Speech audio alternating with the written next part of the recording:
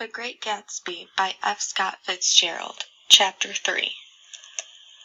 Suddenly, one of these gypsies in trembling opal seizes a cocktail out of the air, dumps it down for courage, and, moving her hands like Frisco, dances out alone on the canvas platform.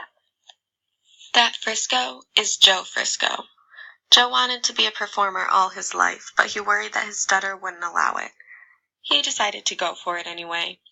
He became a wonderful jazz dancer and a great stand-up comedian, even using his stutter in jokes. But when his dream career was over and Joe found out he had a terminal illness, he had no money and nowhere to go. His name would live on in Gatsby, but his image as a legend was already starting to fade. Then the motion picture and TV home took him in and provided him the care that somebody as brave, giving, and well-liked as Joe deserved. Do your part to help those who gave everything to make you smile.